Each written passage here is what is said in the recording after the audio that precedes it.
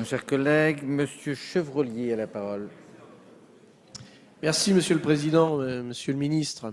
Votre projet de loi a un titre bien prétentieux, croissance, activité. Notre pays a en effet bien besoin de croissance et d'une reprise de l'activité, mais malheureusement les espoirs risquent d'être déçus. En effet, aucune réforme d'ampleur n'y est intégrée. Où sont les baisses de charges pour nos entreprises? Où est le contrat de travail unique? Où est l'assouplissement du temps de travail? Où est la réforme des seuils sociaux? Où est la remise à plat de la fiscalité? Vous nous proposez un texte de 208 articles, hétéroclite, touchant des domaines des plus variés, d'importance très inégale, rendant un vote final malaisé. Car parmi les dispositions regrettables, on ne peut nier qu'il y ait de bonnes dispositions. On ne peut que se réjouir de voir que le gouvernement s'aperçoive enfin qu'il faut libéraliser et apporter de la souplesse.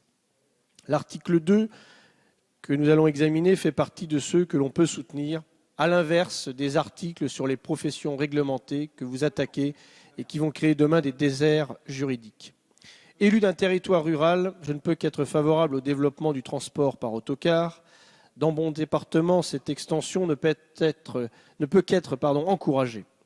Nous ne craignons pas la concurrence avec le rail, évoquée par certains collègues, puisque les lignes secondaires sont inexistantes.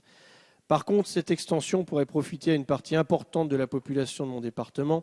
Je pense bien évidemment à toutes les personnes âgées qui n'ont pas de véhicule, mais aussi à tous ceux dont l'utilisation d'une voiture représente un coût trop important pour leur budget dans nos territoires ruraux.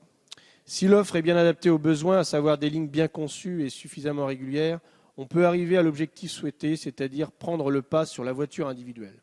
La question de la limite des 100 km est posée, n'est-elle pas trop restrictive? Quoi qu'il en soit, je ne peux qu'être favorable à un article qui développe l'offre de transport pour tous nos concitoyens, pour un article qui favorise la mobilité et le désenclavement, si nécessaire, dans les territoires ruraux.